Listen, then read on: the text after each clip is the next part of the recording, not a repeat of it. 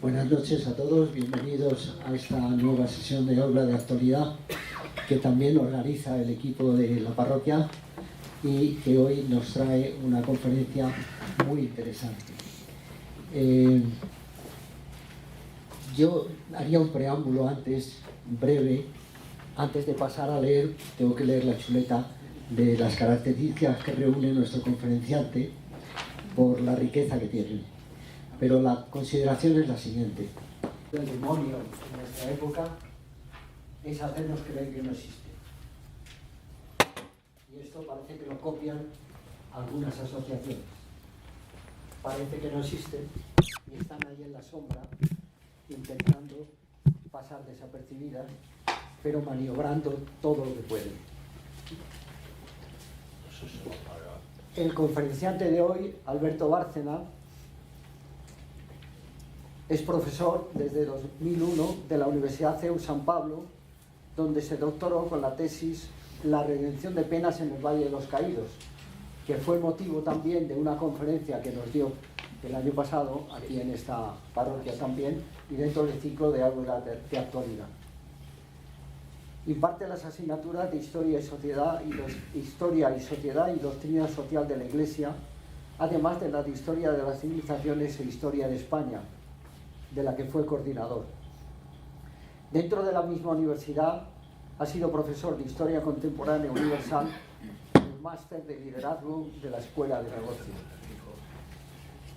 La masonería, de la que nos va a hablar hoy, vio la luz el 24 de junio de 1717 en una taberna de Londres, situada cerca de la Catedral de San Pablo, en esos momentos en construcción. Era el resultado de la fusión de 4 logias o sociedades ocultas, operativas contra los Estuardo, que originaron la Gran Logia londinense, posteriormente la Gran Logia de Inglaterra. Bueno, lo digo porque el año pasado se cumplió el 4º centenario de esa fundación.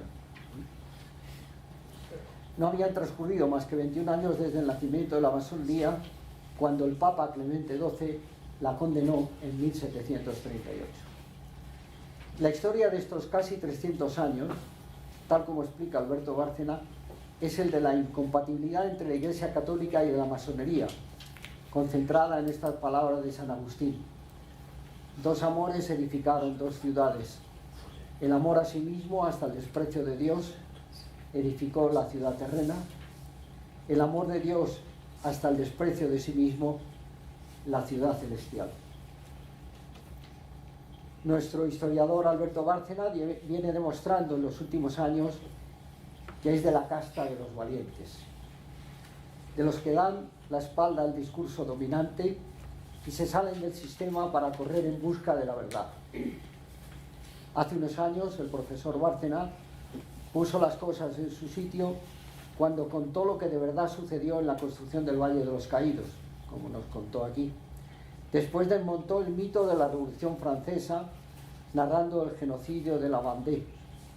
Y ahora se apunta a una tercera diana al resumir magistralmente los 3 siglos de la historia de la masonería desde su fundación en 1717 hasta el día de hoy. Basta ya de rollo mío, que lo que es interesante es escucharle a él y disfrutar de la conferencia. Gracias.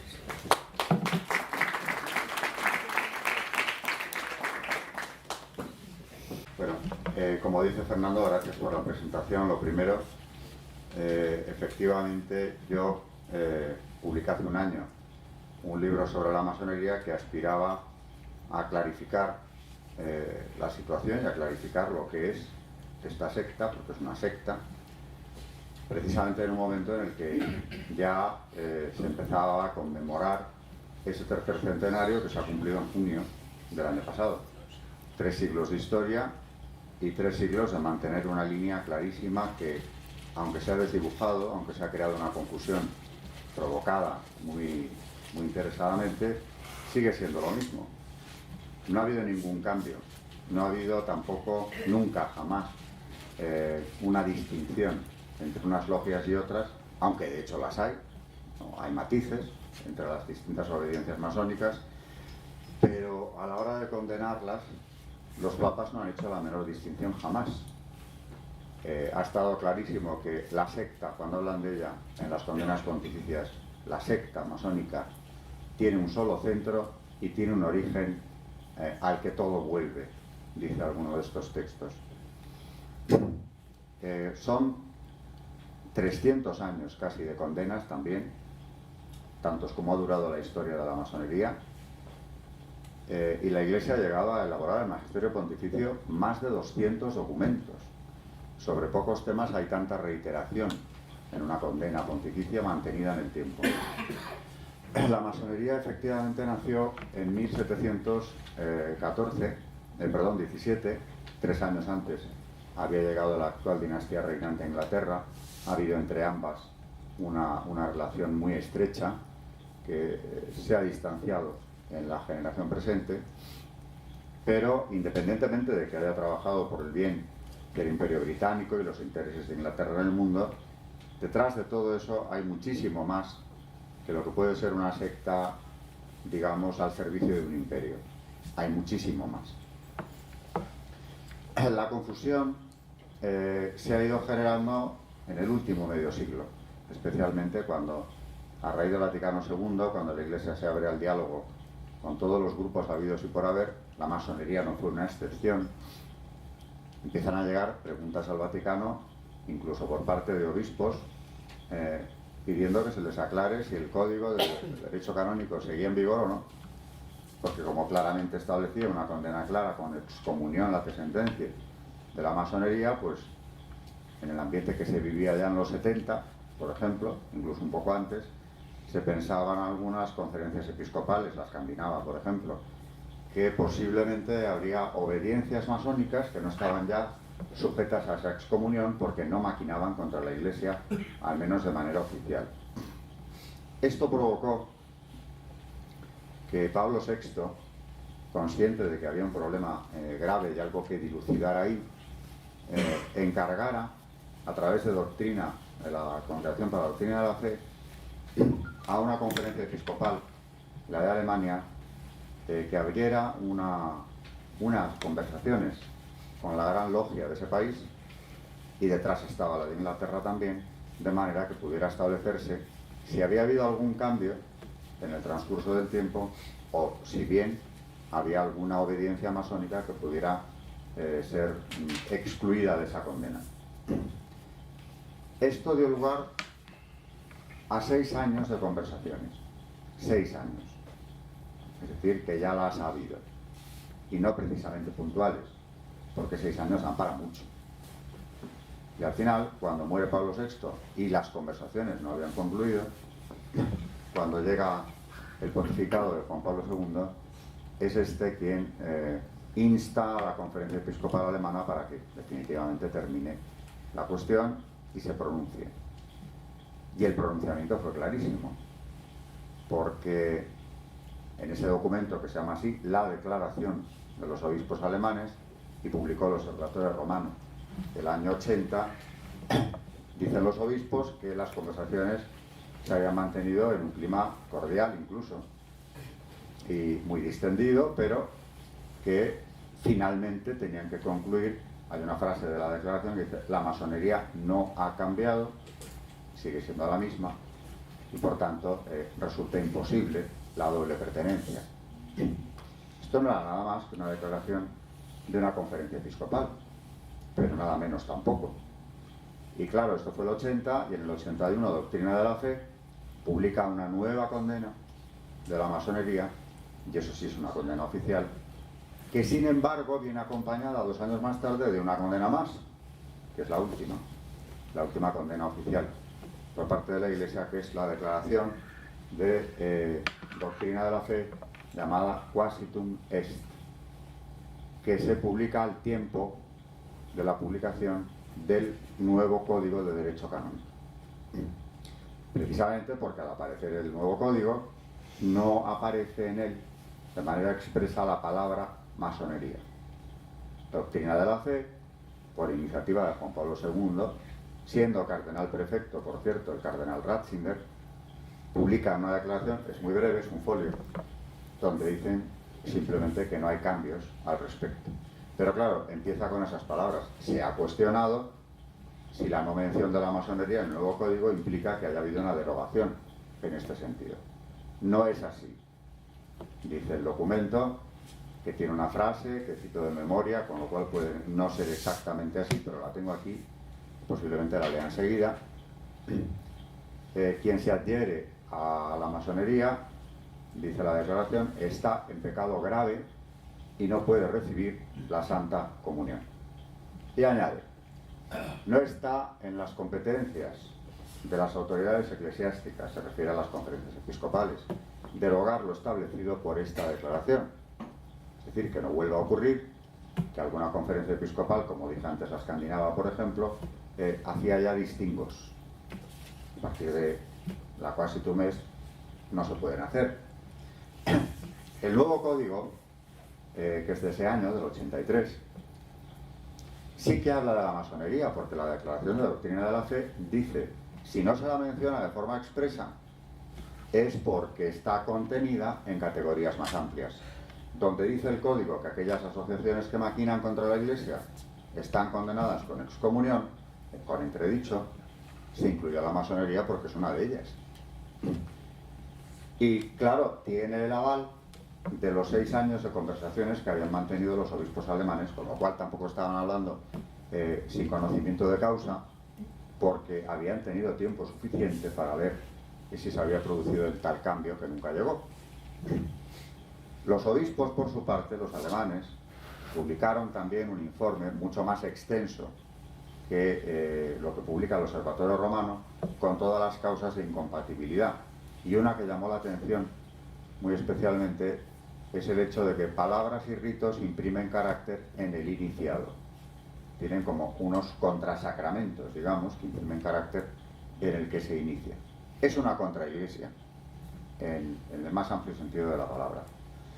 Claro, la confusión se puede entender perfectamente si, aparte ya del espíritu dialogante posterior al concilio, nos centramos en los tiempos actuales y vemos como en este año 17, el año pasado, el respaldo que ha recibido la masonería a nivel internacional por parte de grandes autoridades de la política, pues hacen que mucha gente dude y se cuestione si esta condena se debe mantener o no. Por ejemplo, en Francia el presidente Hollande, siéndolo todavía, visitó la sede de la Gran Logia, del Gran Oriente de Francia, para agradecerle a la masonería todo lo que la República Francesa le debe. Y dijo textualmente, si se cree, como es mi caso en la República, en algún momento hay que pasar por la masonería.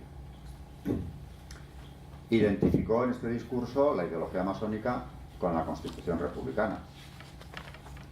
Ese laicismo de la Tercera República Francesa que saca la religión, claro, concretamente es la católica la que les preocupa, del marco, la enseñanza, empezando por ahí, que es una de las grandes batallas de la masonería, es puro espíritu masónico, y es que aquella república estaba ya en manos de la masonería, con ministros como Gambetta o Ferry, a los cuales cito en mi libro, que consiguieron una república no ya con separación Iglesia-Estado, sino absolutamente contraria a la Iglesia. Hollande no era ningún secreto que pertenecía o que estaba muy cerca de la masonería. En su primer gobierno, la tercera parte de los ministros lo eran. Le Figaro publica una fotografía en la que aparecen recuadrados los ministros masones. Quería, en este discurso, digo, en la calle Cadet, en la sede de la Gran Logia, destacar su vinculación. Y dice, por ejemplo, mi presencia constituye un reconocimiento de lo que habéis aportado a la República. La República sabe cuánto os debe y siempre estaréis ahí para defenderla. El conservador, en aquella ocasión el conservador del Museo de la Masonería, que pertenece al Gran Oriente, por supuesto, Pierre Mollier, dice abiertamente, y esto es muy grave, entre 1880, es decir, esa Tercera República que acabo de mencionar, y 1914, la mayor parte de las grandes leyes que establecen las bases de nuestra sociedad democrática fueron concebidas primero y promovidas después por las logias, lo cual es un escándalo mayúsculo, porque es una actuación al margen de la democracia, cuando ellos mismos admiten que los textos legales que han llevado al Parlamento y conseguido aprobar allí, con una unión de todos los diputados masones, por cierto, sean del partido que sean, ¿cómo puede ser que nos reconozcan que se han planchado, utilizando la terminología masónica, previamente en una logia? ¿Para qué? Para adecuar la realidad francesa a la ideología de la secta. Esto lo dice el conservador del Museo de la Masonería. Pero es que dos exmasones, conversos ambos, después de pasar por Lourdes, casualmente, es decir, que su ruptura con la masonería viene tras la conversión religiosa, y yo he conocido a uno de ellos, a Sergio Abad Gallardo, que vino a presentar mi libro el año pasado, por cierto, un hombre de enorme piedad mariana a día de hoy. Dicen ambos, Maurice Queye y Sergio Abad Gallardo, que son los dos ex-masones, el primero publicó un libro llamado Yo fui masón, el segundo ha publicado ya dos, bueno, en español uno, ¿Por qué dejé de ser masón?, donde cuentan lo mismo. Cómo en las logias se redactan las leyes en la tan democrática República Francesa, a la que tanto le debe a la masonería. Hombre, le debe hasta sus leyes. Sobre todo destacan estos dos ex-masones que las leyes relacionadas con la vida y la familia vienen de las logias directamente. Bueno, pues yo pude rastrear, no es nada difícil, a poco que se investigue, que concretamente la ley del aborto, la llamada en Francia Ley Veil, por la ministra Simone Veil, no solo se había planchado en una logia, la Nueva Jerusalén de París, sino que en el grupo de asesores de la ministra estaba ni más ni menos que el gran maestro del Gran Oriente de Francia, el doctor Pierre Simon, que como era un hombre sin prejuicios, por decirlo de alguna manera suave, ya cuando aquello publicó un libro llamado La vida ante todo, donde se jacta de su participación en la aprobación de la ley del aborto. Y además tiene frases, bueno, es de un cinismo el texto impresionante, porque en ese libro dice: defender la vida implica tener el valor de rechazarla. Y añade: un niño anormal sin remedio. Puntos suspensivos, me lo sé de memoria. Dejar morir. Es decir, que lo que entiende por vida el doctor Simón es la buena vida, debe ser. Aquella que nos quita de en medio compromisos, obligaciones familiares y todo lo demás. Disfrutemos de la vida. Claro que el cardenal Ratzinger, hablando de este mismo doctor Simón, decía en una publicación que también cito: aterra leer lo que un médico francés de la Gran Logia de Francia ha escrito sobre la vida. Porque Pierre Simon, aparte de lo que ha dicho en su libro, en un artículo decía que la vida tenemos que desacralizarla de una vez. No podemos seguir viéndola como Aristóteles dice, o como Buffon. Ese carácter sagrado tenemos que quitárselo. La vida hay que verla como un material sobre el que la ciencia trabaja.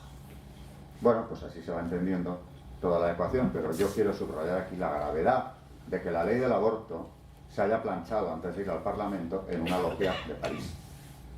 Y luego se impone a una sociedad inerme ante esta estructura sectaria que primero redacta la ley, la debate, la pule y cuando está lista la lleva al Parlamento para que sus propios miembros la aprueben allí. Como todas las ideologías de género, que es algo que los dos masones conversos cuentan en sus propios libros. Lo que ha practicado la masonería desde el siglo XVIII es lo que llamamos ingeniería social anticristiana. Y es ingeniería porque hay un plan maestro de cómo modificar la sociedad, y esto se va aplicando con el tiempo. Ha sido, la verdad, una secta tenaz, porque ya las primeras condenas de los papas en el siglo XVIII, por cierto, que la masonería nace en el XVII, en el 32 tenemos la primera condena, in eminenti, de Clemente XII. En el 51, 1751, viene la segunda, de Benedicto XIV, Provias, que dice, y además esto es muy interesante, que como se ha corrido la voz de que la primera condena ya no sirve, está superada, porque él no la ha confirmado, viene a confirmarla ahora. Y añade, nunca ha sido necesario que un pontífice confirme lo dicho por su antecesor. Puedo desarrollarlo con más matices, pero confirmarlo, eso ya está sentado, eso ya es magisterio. Pero dice, aunque yo no tendría por qué, utilizando el nos, por supuesto, vengo a hacerlo por esta razón. Incluye en su texto, en Provias, todo el cuerpo de la primera condena, confirmando la excomunión, la sentencia, pero añade más motivos a los dichos o a los aducidos por Clemente XII. Estas dos son solo el principio, pero ya en el 18 apuntan dos motivos básicos. La salvación de las almas, que está en peligro por la acción de la secta, y la seguridad de los estados. Cuando vemos cómo disponen de la legislación de los estados, por supuesto vemos que esto sigue siendo exactamente igual que cuando las primeras condenas pontificias. En el 19 ya se acumulan las condenas una tras otra. Hay una sobre todo especialmente contundente y fuerte, clara, precisa, llena de apartados, que es Humanum Genus, de León XIII, el padre de la doctrina social de la Iglesia, que es el que empieza citando lo que yo he utilizado como subtítulo de mi libro, las dos ciudades. Humanum Genus empieza diciendo que el humano linaje, por eso se llama así el texto, desde que húbose apartado por el pecado de Dios, está dividido en dos bandos, dice, diversos y adversos, el de Satanás y el de Jesucristo. Y cita a San Agustín, las dos ciudades. Esta introducción de Humanum Genus tiene una fuerza terrible, y yo he comprobado con algún alumno mío que era eso lo que más se le había quedado de toda la encíclica, el estar en la ciudad de Cristo o estar en la ciudad del demonio, en la cual entras de la mano de la masonería. Porque antes se utilizaba este lenguaje clarísimo, que desde luego doy fe de que era efectivo. Lo es a día de hoy. Bueno, pues en Humanum Genus lo que dice el Papa, a lo que se refiere mucho es a la ingeniería social que la masonería venía practicando desde que se fundó. Y esta tiene dos líneas maestras. Una, la educación. Claro, como dice León XIII, la educación les interesa enormemente y sacar de ella a la religión, a los ministros de Dios, dice él, porque de ese modo se forjan una generación como ellos quieren tenerla. Cito textualmente. Y aparte de la educación, que ha sido la gran batalla masónica y lo sigue siendo, claro, ¿cómo no lo va a ser? Si es ahí, como dice León XIII, donde se forjan las generaciones. La otra línea de actuación ha sido la familia, de siempre. Y han ido por sus pasos, consiguiendo lo que era posible en cada momento. Una sociedad fuerte, sana, vigorosa todavía a pesar de las revoluciones, no estaba dispuesta a admitir las atrocidades que luego han venido. Pero ya empezaban en el 19 y en el 20 con más fuerza a presionar para legalizar el matrimonio civil y el divorcio. Desacralizar el matrimonio, que es lo que denuncia León XIII, era el primer paso.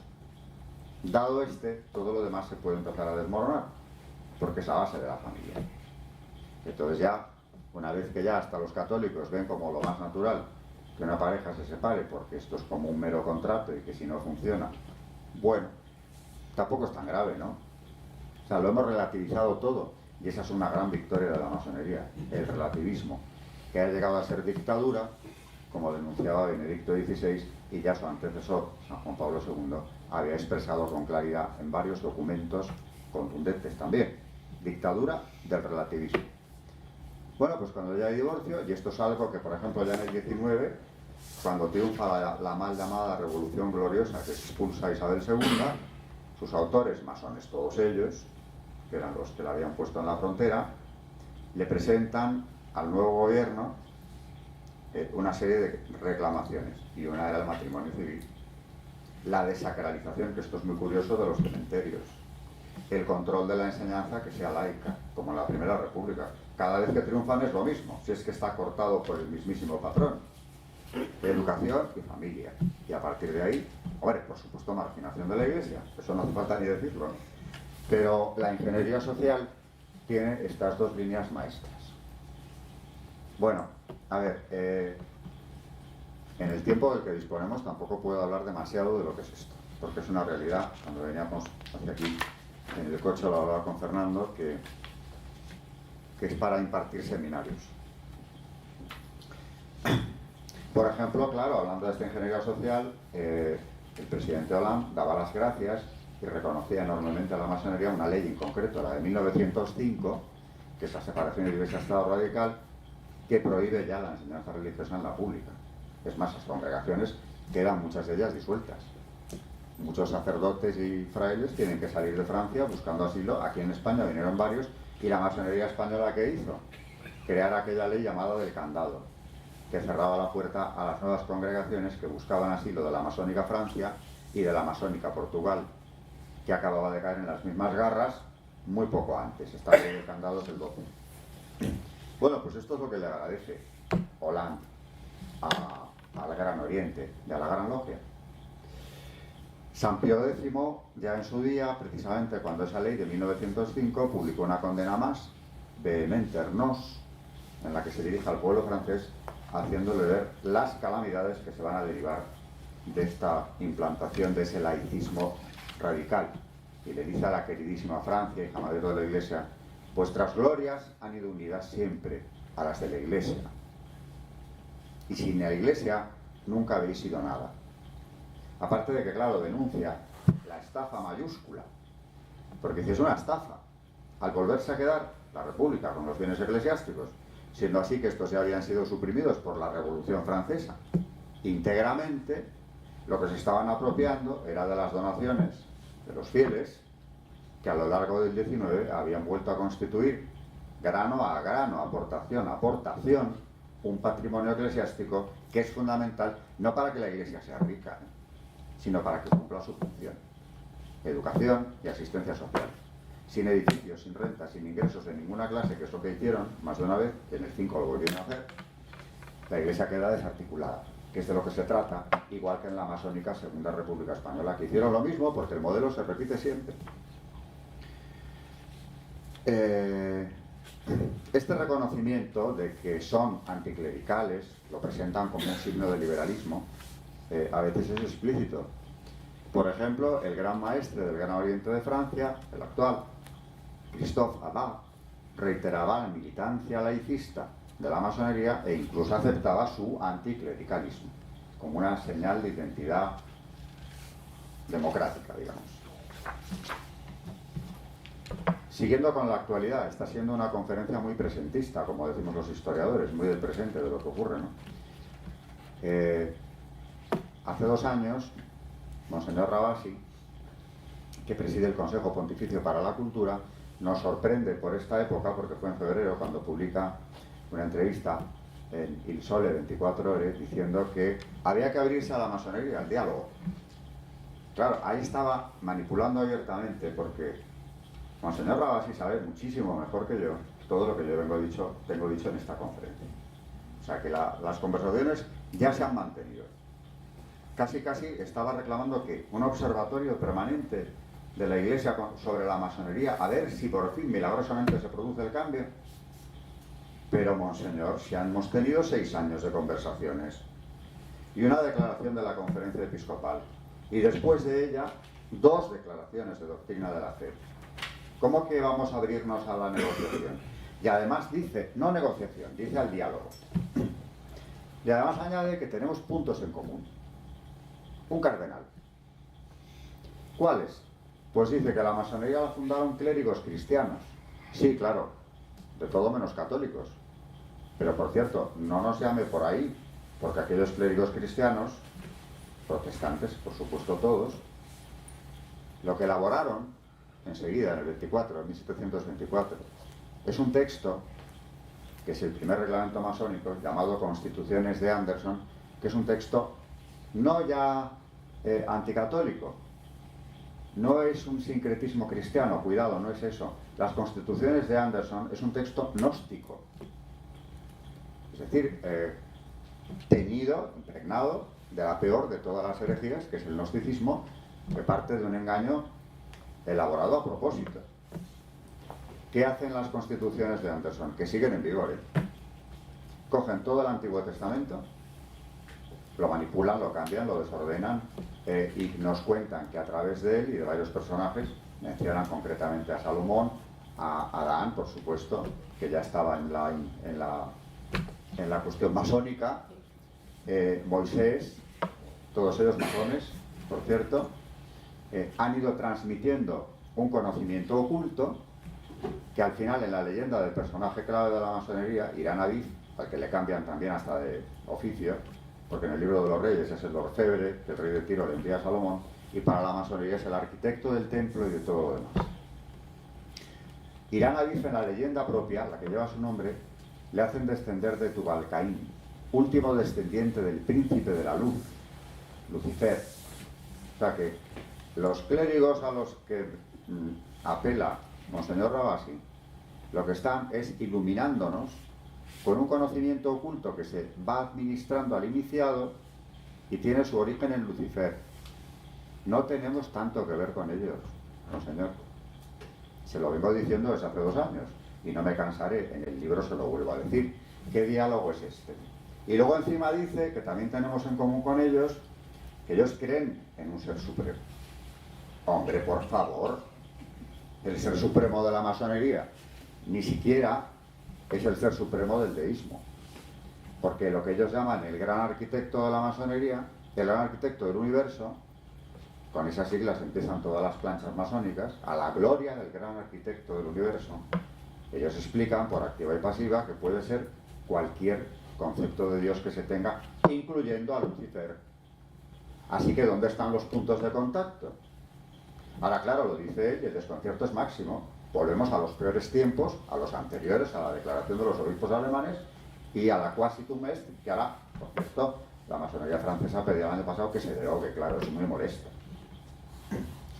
Y en noviembre de este año pasado veo con preocupación que se iba a celebrar un encuentro entre masones, concretamente en Siracusa, con el título casi de mi libro, Iglesia y Masonería. Pero en vez de las 2 ciudades, el subtítulo del encuentro era Tan cerca, tan lejos. Una vez más llamando al equívoco. Y ahí estaban los organizadores de la logia Arquímedes del Oriente de Siracusa, Esteban Alessandro Spiguglia, que es el venerable maestro de esa logia, y otros venerables maestros masones también, que invitan nada menos que al obispo de Noto, Monseñor Stagliano, para que se reúna con ellos en esta especie de mesa redonda, de la que tenía que salir también un principio de acuerdo, o sea que son incansables. Y yo me temía que el obispo de Noto pues estuviera en la misma línea comprensiva, por llamarla de algún modo, del cardenal Rabasi, pero gracias a Dios no ha sido así. Monseñor Stagliano, después de aquello, ha hecho las siguientes declaraciones que traigo hoy aquí porque han sido muy clarificadoras. Les he explicado, dice el obispo, a los masones, que para la Iglesia del Vaticano II hace muy bien decir esto. Es decir, para la Iglesia dialogante, no os agarréis, que es lo que hacen siempre, a que los que han condenado esto son papas integristas, como yo mismo, a quien me han tachado a mucha honra, porque si soy tan integrista como Benedicto XVI, gracias por el piropo. Todos los que hemos condenado o denunciamos la acción masónica, todos integristas. Por eso dice el Monseñor Stagliano, la Iglesia del Vaticano II, la Iglesia del diálogo, recalca, de esa Iglesia ellos no están cerca ni lejos, sino totalmente fuera. Estas son palabras textuales. Están fuera de la comunión católica, están excomulgados, no lo puede decir con más claridad. Les expliqué lo que es la excomunión, por si acaso, no lo sabemos. Así que permítanme tranquilizar a todos aquellos que piensan que mi presencia dialogal, lo dice con sarcasmo, es una especie de despacho de aduana. Absolutamente no. No entra en mi competencia, lo sabe muy bien él, lo dice la Quasi Tumes, hacer esto, pero como teólogo, como obispo y sobre todo como teólogo, recalca, he querido explicar que están fuera de la comunión de la Iglesia. Lo dice 3 veces. Ya había ocurrido la reunión. Pero añade algo que es todavía mejor. Explicando el por qué había ido a ese encuentro, desconcertando a más de uno, dice que lo había hecho siguiendo el mandato de Cristo. Si hay lobos, dice el obispo, os envío como ovejas en medio de lobos. Con lo cual, una vez más, no es un papa, pero es un obispo que compara a los masones con los lobos, cosa que han hecho varios papas en sus condenas. No estaba exagerando nada, estaba aclarando algo con toda la autoridad que le daba venir de la reunión famosa en la que le había entendido, para mi gusto, una trampa, a ver si es que era tan dialogante que al final también encontraba los puntos de contacto que no existen.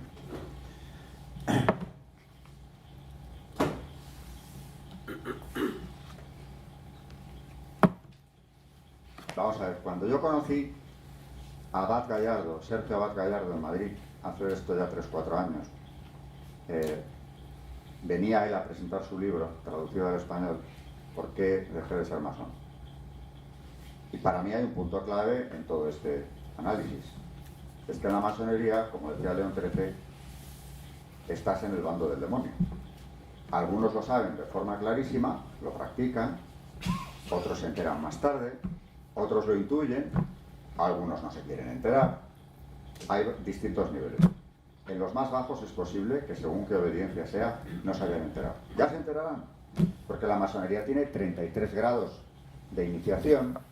El rito escocés antiguo y aceptado, que es uno de los 2 mayoritarios a nivel mundial, y grado a grado te van dando esa información oculta que te convierte en la piedra cúbica, el ser perfecto.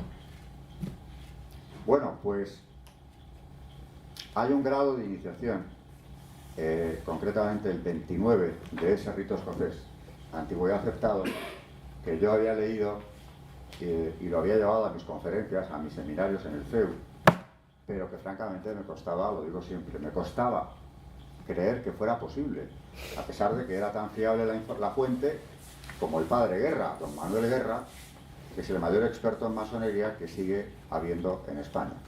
Ha publicado un libro, El árbol masónico, que le presenté yo el pasado mes de mayo en Burgos, que ya es su 4ª obra sobre el tema.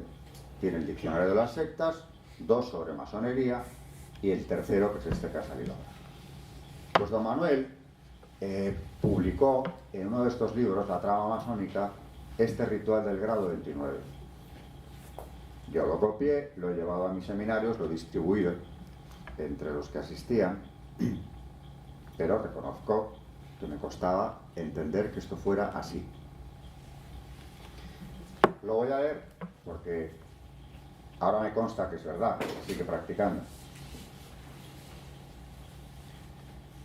Vamos a ver, una representación de Lucifer que utilizan frecuentemente, la más utilizada en la masonería es Baphomet, cuya imagen es terrorífica y todos podemos reconocer en ella al demonio, porque es un ser que tiene torso humano, con ambos sexos, por cierto, porque es andrógino, cabeza de macho cabrío, enormes cuernos, alas de murciélago.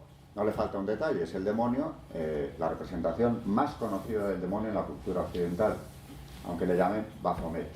Sí reconocen que es una encarnación de Lucifer, solo que Lucifer para ellos no es Satanás, sino el portador de la luz. O sea que esa luz, insisto en ello, es la que nos trae Lucifer. Para no perderme, y no me quiero ir por las ramas, vamos con el ritual.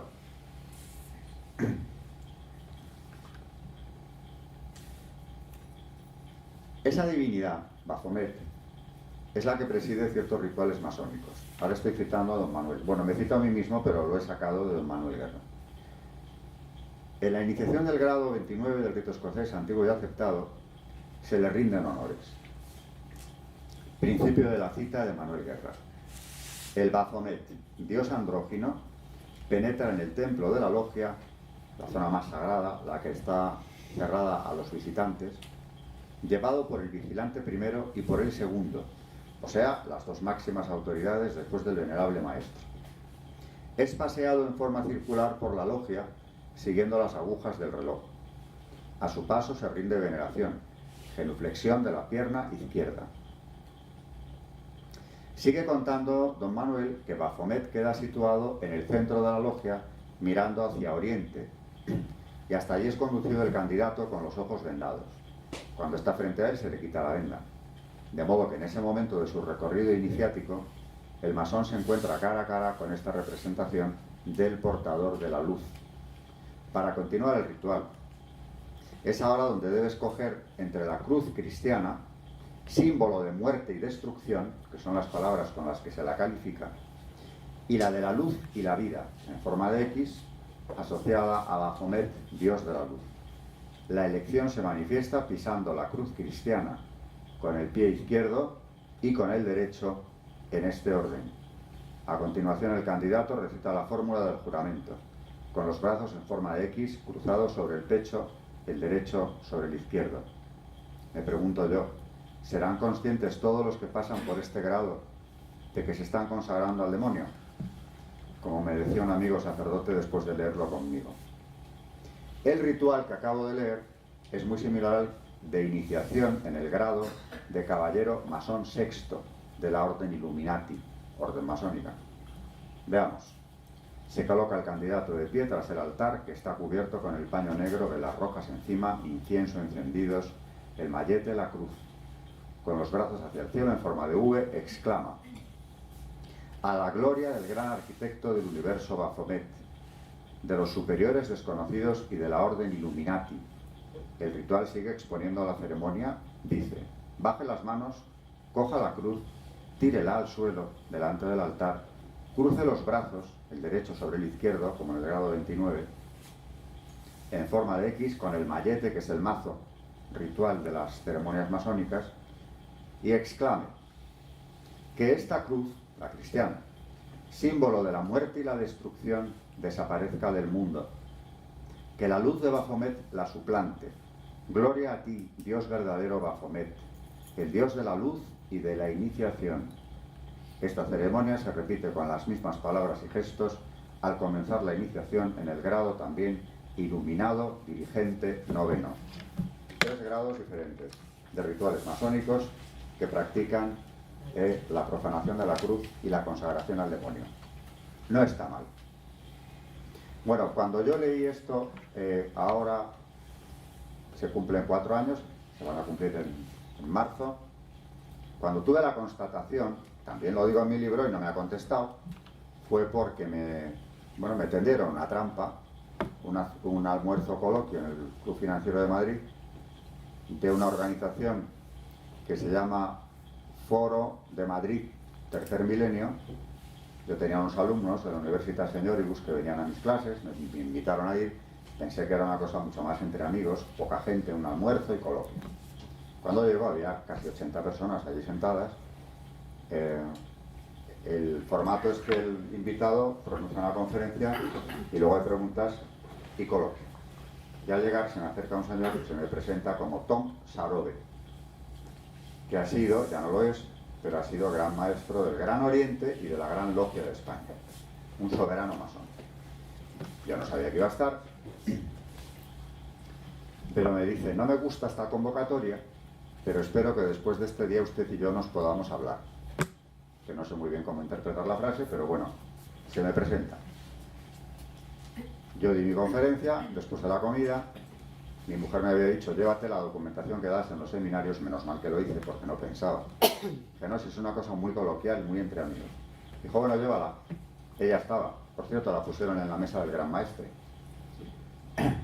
Cuando yo acabé de leer este ritual, le pasaron el micrófono, como ese mismo que tenía Fernando hace un momento, se lo pasaron al gran maestre, que ya había hablado antes. Cuando yo terminé la conferencia me replicó lo de siempre: las libertades, la democracia, la Revolución Francesa, todo eso es cosa nuestra, lo de siempre. Claro, cuando ya acabe este ritual y le pasan el micrófono al señor Sarobe, a mí no me miraba nadie. Incluso decir, las 80 personas casi estaban pendientes de lo que él dijera. Como es lógico, yo el primero, porque quería una respuesta. Vamos a salir de dudas. Si esto es cierto, dígalo. Y si no, bueno, yo me imaginaba una protesta encendida por parte del gran maestre, porque me parecía imposible que asumiera estos rituales sin más. Y eso fue lo que hizo. Porque con el micrófono en la mano se quedó como si le hubiera dado un ictus, se había puesto en pie, eso sí, no contestó ni una sola palabra. Pasó el tiempo, que se nos hizo larguísimo, hasta que comprendimos todos que no iba a decir nada, ni bueno ni malo. Ni siquiera un salir del paso diciendo, yo qué sé, pues no es el momento, esto requiere una contestación más elaborada, usted ha traído aquí algo. Ni un sonido. Y ya no habló más. Ese día no habló más. Se abrió el turno de preguntas, o sea que tuvo casi una hora más para poder intervenir, de haber querido, pero no lo hizo. Y cuando acabó todo, ya por fin yo me iba con mis papeles, se me acercó, se quedó delante de mí, petrificado, pero se acercó. Y yo esperé, bueno, pues a lo mejor aquí, a mí solo, me va a decir algo. Tampoco. Como no hacía nada, pues le di la mano, me despedí de él y hasta hoy. No he vuelto a saber del señor Sarobe nada. Pero claro, las 80 personas presentes sí saben que esto se celebra. Y gracias a que estaba entre el público la directora de la Universidad Señoribus, María García Carrillo, la Universidad Señoribus del CEU, que es la que ha organizado de los cuatro seminarios que yo he impartido allí, 3. Y claro, ella había estado delante, cuando yo leí este ritual, en uno de aquellos seminarios. Levantó la mano, porque a mí ni se me había ocurrido leerlo. Había leído varias encíclicas, extractos, ¿no? Pero este ritual no. Y ella me pidió, me dijo más o menos, ¿nos puede leer el ritual de iniciación en un grado que usted ha traído a la señorita? Y supe que era este porque es el único ritual que leo. Así que, efectivamente, providencialmente se me abrió la documentación por la página del ritual y la leí tal como acabo de hacer aquí. Y ahí tuve la constatación de que esto era así. Luego la he tenido de más formas. Por ejemplo, el nieto de un grado 33, alumno mío, que me pidió una tutoría y hablando de estos temas, ya como voy al grano digo, le hablé de religión, que vi que era lo que a él le preocupaba porque su abuelo le quería iniciar ya. Y hablándole del tema luciferino, me cortó y me dijo, esa parte ya me la sé, ya me la contó mi abuelo. Lucifer es el que en el paraíso le trajo al hombre la sabiduría. Y Dios tiránico les expulsó a los dos. Es nuestro aliado. Dijo, bueno, pues entonces ¿para qué vamos a seguir? Hablemos otros, no sé, ¿qué le preocupa? Vamos a ver, pero si esto lo tiene claro, no entiendo qué duda puede tener. Bueno, yo creo que no entiendo. Experiencias con alumnos, por haber trabajado el tema de la masonería, las he tenido muy gratificantes. Recuerdo otro que vino a verme, que iba a ingresar ya en una obediencia luciferina expresamente, que no lo hizo, porque después de una hora de tutoría se me ocurrió decirle, váyase delante de un sagrario y pregúntele qué tiene que hacer usted. A los meses me escribió, no he entrado en la masonería, pero ya me había hecho un tatuaje diabólico, el tentáculo satánico en una pierna, cuando yo estuve en su despacho. O sea, que iba directo a una de estas obediencias.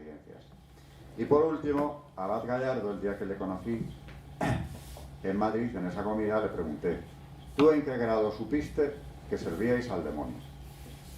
Lo dudó unos segundos y me contestó, realmente en el primero. Yo en el primer grado lo supe porque ya se le rendían honores una vez al año. Y cuando preguntó por ello, el maestro de la logia le dijo, no te preocupes, es simbólico y se hace solo una vez al año. Bueno, pues ahí quedó ese dato. No te preocupes, es simbólico. Es el que trae la luz.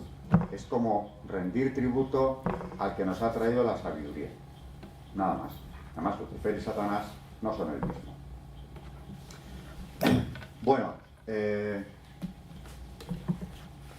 las últimas condenas, por tanto, ya lo he dicho al principio, han sido de doctrina de la fe, 1981-1983, la declaración Quasitum Est, y Como si con esto no se hubiera quedado del todo tranquilo, el cardenal Ratzinger volvió a publicar un artículo en el Observatorio Romano al año de la Quasitum Est, diciendo las razones, se llama así el artículo, razones de incompatibilidad entre la masonería y la Iglesia, el Observatorio Romano, creo que es noviembre del 85, donde explica, ese es un artículo ya de un filósofo, ni siquiera habla de la cuestión satánica ni de la persecución contra la Iglesia, sí lo menciona, por eso dice que, bueno, apela a un documento de León XIII, Custodi, otro documento pontificio de condena masónica, habla de esa enemistad, de esa persecución que la Iglesia ha sufrido por parte de la masonería, pero acaba diciendo, para un cristiano es imposible vivir su relación con Dios de dos formas contradictorias. O sea, eso de la supuesta tolerancia masónica, de que cualquier religión está admitida mientras tengas una, que por cierto, en la masonería irregular, que es la mitad, ya no exigen ninguna creencia en un Dios superior o ser supremo. Desde el siglo XIX eso quedó abolido. La masonería regular sí sigue exigiendo la creencia en el gran arquitecto, sea aquel el que sea, pero una creencia en un ser supremo. Y dice Ratzinger, el cristiano tiene una manera muy concreta de relacionarse con Dios. Cristiano católico. Tenemos los sacramentos y tenemos además una visión muy concreta que nos viene por la revelación, la fe y la razón también. Lo explica perfectamente. Dice además que el masón mira al hermano cristiano desde una óptica de alguien separado de él, porque el no masón en la masonería es el profano. Y acaba diciendo en ese artículo, que recomiendo mucho leer, solo Jesucristo es maestro. Claro, alegando que ese magisterio paralelo que la masonería imparte a los que se inician, por supuesto no es que sea equívoco, sino que es absolutamente incompatible con la fe cristiana. Para terminar ya, simplemente, porque no he podido leer las citas, es imposible,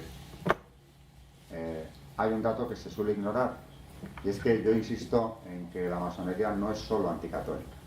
Hemos caído en la trampa de creer que es así. Aquí en España funcionó un tribunal entre el año 40 y el 63, establecido por Franco, de represión de la masonería, que por cierto era el mismo que reprimía el comunismo, que eran dos caras de la misma moneda. Ese tribunal fue suprimido en el 63, pero claro, originó, como todo tribunal, una masa de documentación interesantísima, porque los sumarios están ahí. Y aunque la sociedad sea secreta, cuando te juzgan hay que aportar documentos, una parte y la otra. Y esos fueron a parar, en su mayor parte, al famoso archivo de Salamanca, que ahora ya sabemos, ¿verdad?, por qué la Generalidad se empeñó en secuestrar, y buena parte se lo llevó, porque estaba ahí toda la Esquerra Republicana de Cataluña procesada en aquellos años, los que habían pertenecido a la Esquerra, y otros muchos socios políticos. Cataluña es un feudo masónico, que no se me olvide decir que la presidenta del Parlamento, Carmen Forcadell, también es de las que se han unido a las celebraciones del año pasado y celebró en el Parlamento un acto a favor de la masonería, donde ella misma pronunció un discurso hablando de las tres ideas clave que para ella implican el ser masón: igualdad, libertad, fraternidad. Y hace un discurso elogioso, absolutamente entregado. Bueno, pues no es una cuestión de anticatolicismo, es anticristiana, porque todo lo que sea gnóstico es anticristiano. Cristo, adelantándose a los gnósticos, en el Evangelio lo dice: gracias te doy, Padre, porque has revelado estas cosas a los sencillos. Nada de grupos de iniciados, porque también los gnósticos del siglo I decían que Cristo había dado dos mensajes, uno a los íntimos y el otro, el del Evangelio. Igual que los gnósticos judíos decían que Moisés había hecho lo propio, el decálogo para la mayoría, para el vulgo, y el mensaje oculto, la gnosis judía, la cábala, para los iniciados. Gnosis es anticristiana por definición, y la masonería es gnóstica desde que se creó. Aquellos bondadosos clérigos respetables cristianos eran gnósticos, porque lo que encargaron fue un documento gnóstico, que son las famosas constituciones.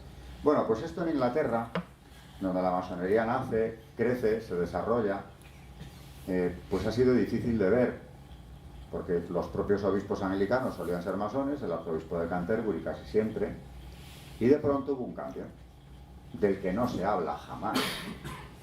Claro, hubo un cambio porque a veces un libro sirve bastante. Es lo que me animó a mí a escribir el mío sobre masonería.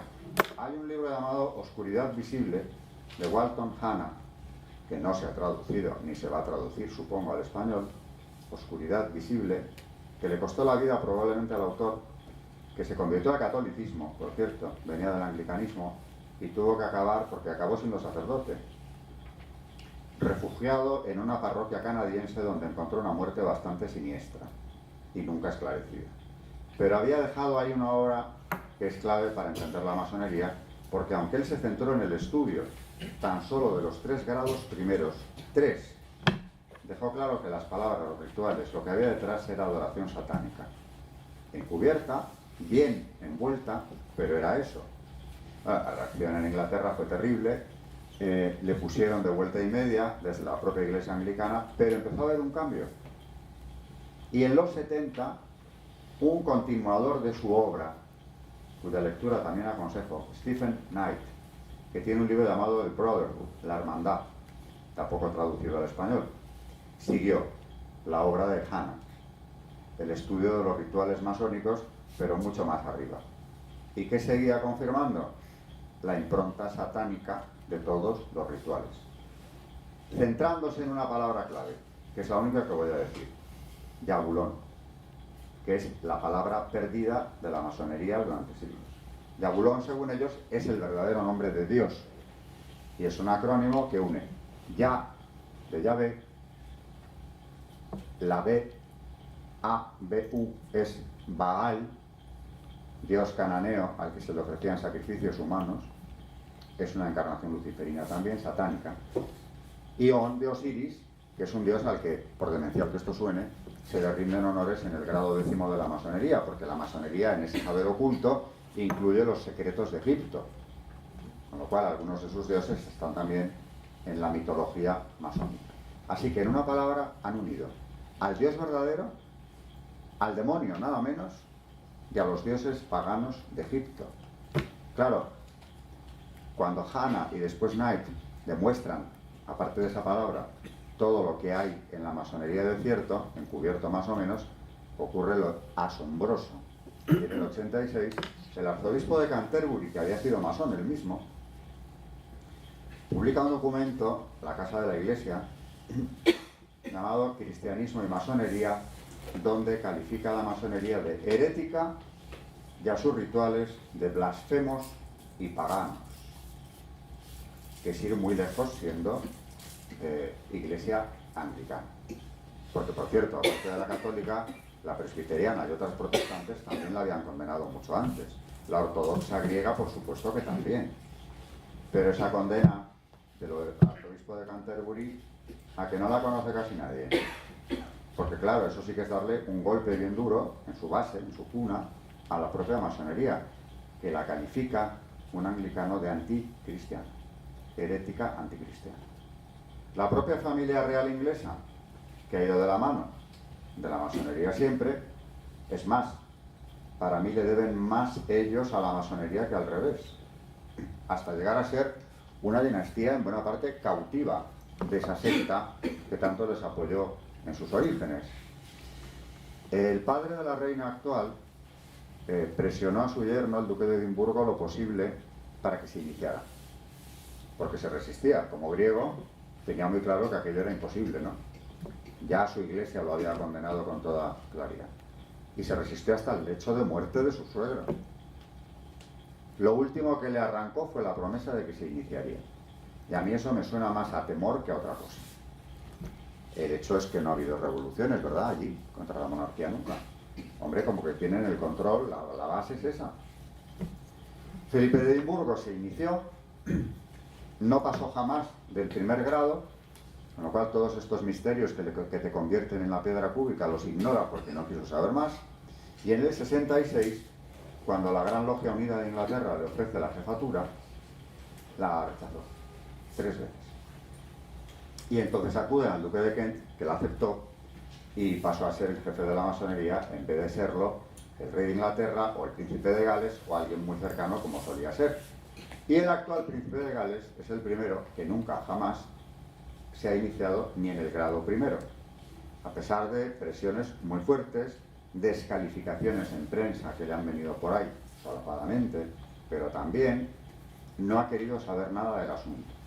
O sea, su padre no pasó del grado primero, él no pasó ni por ese primer grado de iniciación, y para mí que entre medias, aparte de tener como marido de la reina por primera vez a un ortodoxo, o que viene de la Iglesia ortodoxa, que es algo muy diferente a un protestante en este sentido, también están los 2 libros que acabo de citar y el documento para mí imprescindible del arzobispo de Canterbury del año 86. Todo esto, claro, cuando nos hablan de tolerancia, diálogo, etcétera, lo ocurrido en Inglaterra ni se menciona. Pero es que los propios laboristas británicos en el Parlamento Europeo denunciaron la acción masónica en el año 85, un año antes de la condena del arzobispo de Canterbury. ¿Por qué lo denunciaron? Pues haciéndose eco de las denuncias de otros muchos funcionarios del Parlamento y de otras instituciones de la Unión Europea, donde decían que la transparencia era nula. Porque aparte de que promocionaban los masones por encima de carreras y antigüedad, sobre otros que tenían preferencia, lo que se acordaba muchas veces en las logias lo llevaban, como hacen en Francia y aquí mismo, al Parlamento Europeo después, con lo cual había un secuestro de la democracia. Y esa es la resolución B285 del Parlamento Europeo, donde piden que se controle esa presión masónica. Los laboristas ingleses. O sea que en Inglaterra, y Jack Straw, su ministro, también dijo después en declaraciones a Le Monde, en el 90, eso ya fue a principios de los 90, que la judicatura y la policía en Inglaterra estaban completamente copadas por la masonería. Tony Blair trató de ponerle coto al dominio absoluto de la secta sobre el ejército, prohibiendo las logias militares, que era una manera de establecer ya un cortocircuito dentro del sistema. No ha podido ser, claro, pero es curioso que sea en Inglaterra donde hemos visto una reacción más fuerte desde el poder y desde la Iglesia anglicana contra la masonería a partir de los 80, 90. Ni mucho menos los han neutralizado. Pero eso de que la masonería inglesa, como me dicen muchas veces, y la americana son buenas, son buenísimas, si van con el Estado, si apoyan a la monarquía, si son los presidentes de los Estados Unidos, sí, me he quedado sin tiempo, pero hay que ver lo que es de verdad. Y eso, por citar solo la que podríamos llamar sin duda la masonería más regular, se llama así, la que observa las normas más tradicionales, los landmark. Eso los regulares. Si nos fuéramos a hablar ya del Gran Oriente, que es la masonería más revolucionaria que nace en el 19, entonces encontraríamos cosas más fuertes. Pero que conste que este ritual que he leído y publico, yo estoy copiando a otros autores, como el propio Don Manuel, que es quien lo da a conocer en España. Ese ritual, el escocés antiguo y aceptado, es uno de los 2 mayoritarios a nivel mundial, practicado por las 2 masonerías, la irregular y la regular, la Gran Logia y el Gran Oriente. Cuidado. ¿Y quién ha pasado por esto sin que le tiemble el pulso? Pues es capaz en religión y en ingeniería social de llegar muy lejos. Una anécdota para quitarle hierro al asunto. El general Serrano, aquí en España, cuando en el grado 30 de Caballero K2, que es como se llama, Caballero K2 es Caballero Santo, le hicieron concretamente aquella logia en la que él se iniciaba en ese grado, siendo regente, nada menos, en vez de pisar el crucifijo, lo que le reclamaron fue que lo escupiera, y se negó. Entonces el Areópago, la cumbre masónica española, se reunió por separado. ¿Qué hacemos con él? Porque claro, No le podemos exigir, siendo quien es, que pase por este trámite. Y ahora que ha llegado tan lejos, ¿qué hacemos con él? Esto está publicado por un ex masón también, Mariano Tirado Rojas, que luego también se convirtió, y después de su conversión publicó un libro imprescindible titulado La masonería en España, que se ha reeditado hace poco. Bueno, pues los jefes masones, para salir del atolladero en el que estaban con Serrano, reunidos días más tarde, le dijeron que, por supuesto, eso de que escupiera el crucifijo, ellos no lo hacían, ni jamás se hacía en la masonería, pero que se lo habían puesto a él como prueba para comprobar su templanza. Y había superado la prueba, con lo cual ya era caballero K2, que no se preocupara, no tenía que hacer nada más. Había hecho lo que ellos querían, que era negarse al ceremonial de profanar el crucifijo. Esto es también algo que pone de manifiesto otra técnica que moralmente en masonería es transmitida: la mentira cuando es necesario sostenerla, que es lo que hicieron estos señores con el general Serrano. Bueno, no hay tiempo de más porque se nos ha hecho bastante tarde, pero esto es simplemente, claro, un boceto de lo que hay detrás de esta secta tan gloriosamente celebrada en el año pasado con su tercer función.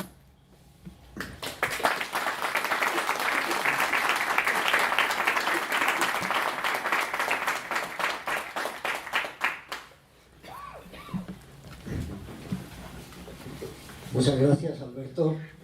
Creo que nos has dejado en algún rato de la conferencia sin respiración. Creo que has dicho algo de presentismo, pero nos gustaría seguramente a todos más presentismo, por lo menos a mí. Por ejemplo, te voy a hacer una pregunta. Ha mencionado el tema catalán, ya lo has dicho, muy interesante, pero por ejemplo, ¿qué porcentaje estimas tú de políticos masones en España? Vuelvo a esto, Yo no sé si esto se oye ahora, ya me he quedado sin ello también. Ahora.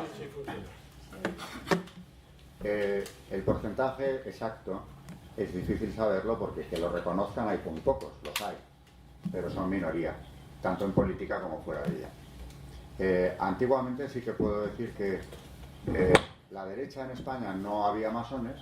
Hablo de la Segunda República, porque claro, eran católicos. Entonces eran católicos. Y claro, en la CEDA no había, y a la derecha de la CEDA todavía menos. Ahora, eso se acabó con la transición democrática, se acabó.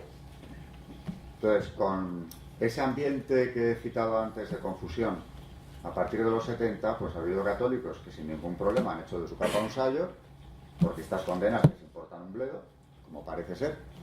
Y en política en España, pues como en el resto de países occidentales, te los puedes encontrar en cualquier partido. Evidentemente, por delante ha ido el Partido Socialista Obrero Español, porque ya en la Segunda República el porcentaje de masones, bueno, está hecho el censo. En las Cortes de la Segunda República el 40% de los diputados eran masones, pero eran todos, además, los de la izquierda. O sea que está claro que la concentración era enorme, ¿no? A día de hoy, ¿qué pasa? Pues a Zapatero, que se le preguntó en más de una ocasión, lo negó 2, a la tercera lo admitió, pero mientras tanto no. Tuvo 7 ministros masones y claro, hizo una política de ingeniería social anticristiana al modelo del libro blanco del Gran Oriente de Francia, siguiendo los pasos, pero eso lo dejó consolidado, porque luego el Partido Popular en el poder, con una mayoría absoluta, no tocó, al contrario, desarrolló la legislación de Zapatero, que pensábamos que aquello quedaría como un paréntesis terrible en la legislación española, y se consolidó. ¿Qué ocurre con esto?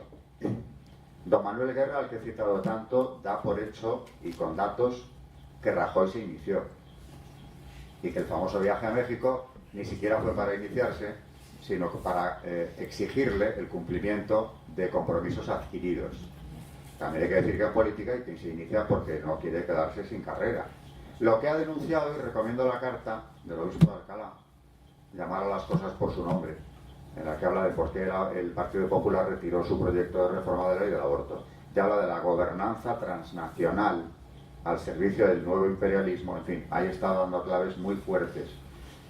Pero yo siempre digo lo mismo. Bueno, en Cataluña, por supuesto, como están entusiasmados con la masonería en este año que ha pasado, he dicho como la presidenta del propio del propio Parlamento les homenajeaba.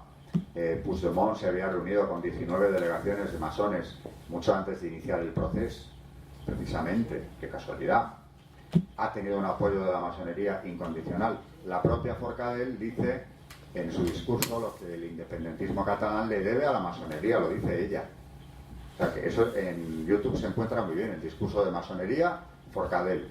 Y oyes el discurso, es que merece la pena, donde ella destaca la vinculación, concretamente en Cataluña. Y luego yo acabo con una frase: por sus frutos los conoceréis. Y más que seguir si se inició o no, hay muchos nombres que circulan, si se inició o no tal o cual personaje, hay que ver las políticas que está haciendo. Y si las políticas son las que implantó Zapatero en su día, y antes de él ya incluso, ¿no?, esa ingeniería social, si la están siguiendo, pues o se han iniciado o están contando con la masonería para mantenerse en sus puestos, que es lo que está ocurriendo, a mi modo de ver, en toda la política española, en el arco parlamentario español. Ahora mismo no hay un solo partido en el que no haya masones. El problema será de densidad, pero ningún solo partido del arco está excluido de esto. Y las políticas que se están haciendo, concretamente ahora ya políticas contra la libertad más elemental, son masónicas, porque tanto que presumen de libertad son enemigos de ella. Decía Juan Pablo II que una democracia sin valores se convertía en un totalitarismo visible o encubierto, como la historia demuestra. Y es así. Por ejemplo, la ideología de género, que es de cuño masónico, esa es diseñada en las logias, como han dicho los dos conversos, ¿no?, la trae a España Zapatero. Aquí se queda para siempre. En su día, el hoy presidente del gobierno presenta un recurso ante el Constitucional, que nos pareció muy lógico, contra el matrimonio homosexual por inconstitucional, y en cambio en la oposición, en el poder, ha hecho lo contrario: potenciar las comunidades del Partido Popular. Han ido por delante, Galicia y Madrid, con leyes a favor de la ideología de género, implantándola en la educación, con expertos que vigilen la educación en ideología de género de los niños. Ingeniería social anticristiana en estado puro, tal como lo denunció León XIII, solo que yo creo que ni él se imaginaba que pudieran llegar a donde hemos llegado, porque en aquella época era inimaginable. O sea que los frutos son estos. Luego, ¿a dónde vamos? Y ahora que la nueva ley de memoria histórica, la que Pedro Sánchez va a llevar enseguida a votación y posiblemente salga porque tiene apoyos, es una ley donde, por hablar, es decir, por publicar sobre todo, la versión que no coincida con la del Frente Popular de lo que fueron los años 30, la guerra civil o el franquismo, quedas inhabilitado para la docencia, puede ser que hasta por un periodo de 9 años. Sanciones de 150.000 euros y 3 años de prisión por delitos de expresión. O sea que las famosas libertades de la igualdad, la fraternidad, etcétera, de la que tanto blasonan, Yolán les daba las gracias, no es que no les importe, es que son radicales enemigos de ellas, porque la libertad de expresión está a punto de ser suprimida. De hecho, Eulogio López, que dirige Hispanidad, ya le ha caído una sentencia de 6 meses de cárcel por un artículo. Se ha liberado de la cárcel porque no tenía antecedentes, pero ahí queda eso. Le están esperando, claro, que saque algo. Esos 6 meses de cárcel, que a ver en qué se traducen económicamente hablando, han sido confirmados cuando recurrió, O sea que la libertad de expresión, para quien no se haya enterado, está siendo suspendida, con gravísimas penas para el que se salga del marco. Y el marco es 100% masónico, como lo fue la Segunda República, por eso no se la puede tocar. Esto es lo que hay en política. Bueno, ¿queréis hacer alguna pregunta? Para que nos sigan cogiendo el ánimo. Alberto, masonería e iglesia, ¿no? Ya una vez hablamos de lo de Mariano Rampola, que fue que estaba ganando las elecciones para ser papa, y el Francisco José el Emperador, con su veto, consiguió el apartarlo porque demostraba que estaba iniciado en la masonería y que no podía ser un papa masón, ¿no? Y salió San Pío X, el Papa Santo, y no salió de él. Pero tenemos una muerte rara como la del señor Hanna, bastante rara, que tuvo 169 juicios, 3 años de juicios y no salió nunca nada, que fue el famoso caso de Mino Pecorelli y su lista de cardenales masones, como eran Bea Villot, secretario de Estado de Juan XXIII, eso es, Bea de Juan XXIII y de Pablo VI, Casaroli de Juan Pablo II, Aníbal Buñini con el Novus Ordo, el que hizo la revolución de la misa, Daglio y Baggio y todos estos. Es decir, que toda la revolución dialogante en que se mete ahí, ¿no? que empieza en la iglesia dialogante, la nueva iglesia dialogante esta, había muchísimo cardenal papal, masón. ¿Qué nivel de...? Porque a mí el Estado, el gobierno masónico, pues bueno, pues lleva muchos años metidos. Pero, ¿qué piensa usted de los masones en la iglesia, cardenales masones en la iglesia? Hombre, que la masonería está infiltrada en la iglesia, lo dicen los papas. Ya Pío VI, en una de las condenas que cito en mi libro, habla de cómo se han ido introduciendo, textualmente dice, junto a los tronos, en los estrados de los notables y, lo que es más grave, en el santuario. Siglo XVIII, la época de la Revolución Francesa, que es cuando él está hablando en esa condena. La infiltración ha sido reconocida más de una vez. El propio Pablo VI, cuando habla del humo de Satanás que ha entrado en la iglesia por alguna grieta, probablemente, bueno, tenía varios frentes abiertos, pero desde luego este era uno. Ahora, yo siempre digo lo mismo. ¿Por qué tiene que salir San Juan Pablo II con la declaración Quasi Tum Est para corregir lo que en el código ya era una carencia? Aunque bien, organizaciones que maquinan contra la iglesia. Pero ¿por qué no está ya la palabra masonería, que había estado desde 1917? ¿Por qué los redactores del código no quieren que esté? Al final, al ver que aquello se iba a promulgar sin esa palabra, se ha puesto a declaración. Pero a mí me llama mucho la atención que se quitara de en medio, precisamente ahí entre los redactores. Podemos dudar entre un, vamos a llamarle, buenismo malentendido, porque ellos alegan, los redactores, algunos de ellos, que tenían instrucciones de reducir la excomunión a los casos mínimos. Sí, la pena de excomunión en la sentencia que quedaba reducida a la mínima expresión.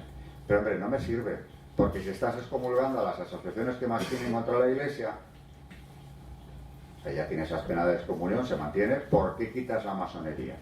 ¿Está explícita la pena de excomunión o simplemente el castigo? Bueno, el entredicho. Hablan de castigo, no de excomunión en el Código Canónico Nuevo. Hablan de entredicho. Pero en cualquier caso, están fuera de la comunión eclesial, como ha dicho el obispo de Noto, con toda claridad. Y en la Quasi Tum Est hablan de que no pueden comulgar, porque están en pecado grave. No es lo mismo, pero están en pecado grave. Ahora, sobre esto se ha hablado muchísimo. A mí me choca que no haya un desmentido de lo que es la Logia Ecclesia, que salió a relucir con la investigación de la Logia P2 en Italia, la comisión parlamentaria. La Logia Ecclesia, bueno, eso es un asunto que nos haría a las 12 de la noche, ¿no? Pero no ha habido desmentido tampoco. Bueno. Sí. Bueno, lo primero, gracias por la conferencia. Y yo quería saber el papel que tiene o que juega la judería en la masonería. Bueno, cuando nace la masonería, curiosamente, y ya antes su precedente, la Rosa Cruz, son cabalísticos. O sea, que la gnosis judía la hacen suya, por lo que sea. Y sin embargo, la masonería regular en un principio no aceptaba judíos. Toman su gnosis, pero no los judíos. Los judíos fundan su propia masonería en 1843 en Nueva York, que es la B'nai B'rith, que llega a ser la masonería más fuerte y numerosa que hay en el mundo. 600.000 personas. Solo aceptan judíos. Y en las organizaciones pantalla tiene un peso decisivo. Por ejemplo, el CFR americano, que es del que procede el Bilderberg, la mitad son masones, y de esa mitad, el 30% son de la B'nai B'rith, son judíos. O sea, a día de hoy, así como los ortodoxos, los judíos ortodoxos, la consideran también herética a la masonería, el sionismo internacional hay lo del humano siempre. En las organizaciones pantalla está siempre. Hombre, cuando ves en la tabla redonda la declaración Balfour que crea el Estado de Israel, mucho antes de lo del holocausto nazi ni nada parecido, son dos masones de la tabla redonda. Balfour se dirige a quién? A un judío que es Rothschild, que es el que va a pagar el Estado de Israel, los primeros asentamientos. O sea que sionismo y masonería, para matizar más que el judaísmo, sionismo y masonería han ido de la mano. Y dentro del judaísmo, el judaísmo cabalístico. Ese lo han tomado los masones antes de empezar a funcionar, en su fundación. Y luego han ido de la mano. Bueno, en 1843 se crea la Bine pero en 1870 ya está incluida dentro de la masonería regular norteamericana, es parte de la misma, Y son 600.000 personas que controlan además medios de comunicación como el New York Times, por ejemplo, y la mitad de las productoras cinematográficas. De ahí la propaganda constante, claro. Perdón, Alberto, Una última pregunta ya, porque la hora se nos echa encima, y atentamente hay que descansar. Bueno, no, solo yo quería preguntar que yo, algunas cosas que he leído aquí con la bibliografía que usted nos ha dicho, lo que yo, de algunas cosas que he leído no tiene nada que ver con esto, porque aquí me dice que las logias no hablan ni de política ni de religión, punto. Dice que las logias no se hablan ni de política ni de religión, entonces, y básicamente aquí lo que habla es de la creencia en el gado, el amor al prójimo, la inmortalidad del alma y el conocimiento de uno mismo, y al final termina aquí, bueno, con alguna frase de que hablar de masonería es hablar de un hombre bueno que quiere ser mejor. Qué hermoso es todo eso. Sí, no se lo digo, que no sé, con lo que usted nos ha explicado, no sé. Pero hombre, por favor, vamos a ver, es que alguien va a escribir, cuando es una obra al público, somos malos, malísimos, hacemos con la sociedad lo que nos parece y destruimos vuestros principios, hombre, eso no lo van a decir. Me conozco todo eso perfectamente. No se habla de política. Hombre, pues si no se habla de política, explíqueme cómo el gran maestro del Gran Oriente de Francia reconoce en su libro que la ley del aborto la ha planchado él solo. ¿Cómo que no hablan de política? Eso no es política, eso es política. Cuando, además, antes de la ley Veil, la Neuwirth, que fue la que legalizó todos los anticonceptivos en Francia, incluyendo la esterilización, que estaba contemplada hasta el 67 como mutilación y penada, bien penada, Neuwirth había hecho lo mismo. La ley Neuwirth, que es un diputado masón francés, se había planchado en su propia logia. Y fue al Parlamento y se aprobó por el mismo camino que la ley del aborto. O sea que todo eso de que van allí a perfeccionarse para ser la piedra cúbica y acaban siendo buenos, filantrópicos, positivos, cultos e iluminados, es una filfa. Y dice, la masonería es básicamente una escuela de ética aplicada que ¿Pero qué me está leyendo usted? Que intenta hacer de ¿Qué es eso? ¿Qué es eso? No sé lo que es. Dígame lo que es, que no sé lo que es. Bueno, pues es un libro de masonería. Bueno, pero ¿quién lo ha escrito? ¿Y con qué orientación? Florencio Serrano, no sé. Pues fenomenal. Bueno, pues están, pues en todo lo que está haciendo es un panegírico de la masonería, aceptando los tópicos que ellos cuentan cada vez que hablan en público. Lo que dice la Forcadell, lo que dice Hollande cuando va a la Gran Logia, lo que dicen todos ellos. No han parado de hacer política desde que existen hasta la fecha. Porque para mí todo esto es hacer política. Leyes contra la familia, leyes de educación laica, leyes a favor de la ideología de género. Eso es política. Se pongan como se pongan. Claro, ¿qué es política si no? ¿Economía solamente? Ya se han ocupado de la economía también. En las logias se planchan estas leyes. Lo dicen ellos, no lo digo yo, lo dicen ellos. No sé, yo le pregunto nada más. No, pues que todo eso... No, pero es que todo eso es de una ingenuidad supina creerse que ellos van allí a hablar de que... No me creo nada, yo pregunto, yo leo, me sorprende. Bueno, pues le digo, no es verdad. Leo, me sorprende con lo que usted ha dicho, pues le pregunto. Nada, Bueno, pues, pues porque no tiene nada que ver. yo por eso cito siempre que puedo lo que los propios masones cuentan ellos de sí mismos. Está, pues, Cuando pueden, ya está. Entonces, que son filantrópicos, bondadosos y que no hablan de nada que importe, pues entonces no sé qué van. Bueno, a ser perfectos a base de leer unos libros muy interesantes.